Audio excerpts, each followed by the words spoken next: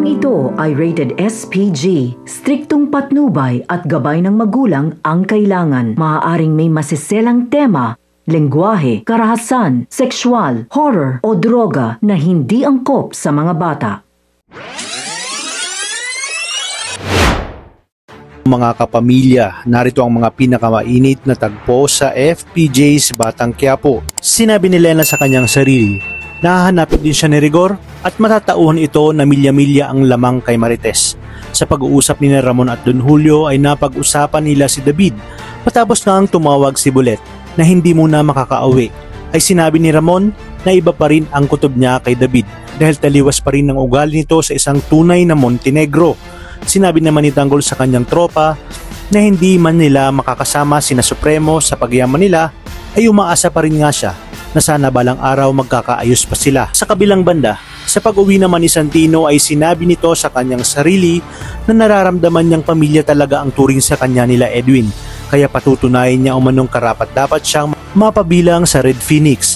Nagpasya naman si Tanggol na bukas umano ay babalik sila ng Quiapo upang ipamudmod ang ayuda na kalahati ng kanilang kinita sa kanilang negosyo. Narito nga ang mga highlights at recaps ng Batang Quiapo. Nangako sina Conching kay Tanggol na mananatili ang kanilang katapatan dito, lalo pat ito na umano ang kanilang boss at sisiguraduhin nilang di mag-cruise ang landas ng mga kaibigan ni Tanggol at ni Colonel Suarez. Habang si David ay nagwawalwal at panay pamudmod ng pera, ay mainit naman ang ulo ni Olga dahil iniwan nga siya sa ere nito, kung saan siya ang napag-initan ni Ramon dahil hindi na daw dapat nito pinapakialaman ang kanilang negosyo at ang dapat na tinututukan nito ay ang kanyang anak na si Jesus Montenegro. Kaya naman sinabi ni Olga sa kanyang sarili na muli niyang kukunin ang loob ni Don Julio at sa oras na lumagapak itong si David ay hindi na nga ito makakatanggap ng tulong mula sa kanya. Sa kabilang banda, tinawagan naman ni Santino si Edwin upang kausapin tungkol sa inaalok nitong trabaho. Ipinagluto naman ni Lena ang mag-asawang Marsing at Nita. Kaya takang-taka si Nita dahil mabait naman daw pala itong si Lena. Ang bali-balita daw kasi ay masama ang ugali nito na siyang nanggaling kay Roda, ngunit tila isa itong paraan ni Lena upang makuha ang loob ng mag-asawa. Kinausap na ni Lucio si Santino at kinumbinsi at tamang-tama umano dahil meron siyang gustong ipagawa at sa tingin niya nga ay kayang-kaya ito ni Santino. Iniabot na nga ni Lucio ang baril at inutos kay Santino na kalabitin. Nag-aalala naman si Martes dahil hanggang ngayon ay hindi pa umuwi si Santino. Ngunit pinayuhan siya ni Roda na baka nagpapalipas lang ng oras ang kanyang anak.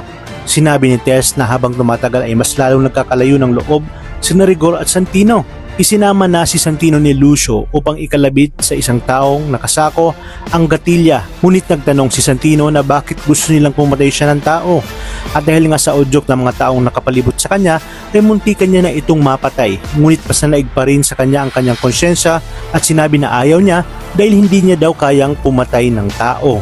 Habang nagpapakasaya si David ay wala itong kaalam-alam na pinaiimbestigahan na pala siya ni attorney. Dito malalaman ni attorney ang buong katotohanan dahil ang pirmang nakalagay sa pinirmahan ni David ay hindi Jesus Montenegro kundi David Dimagiba. Kaya naman nagtaka itong si attorney. Si attorney na kaya ang makakatuklas sa itinatagong lihim ni David.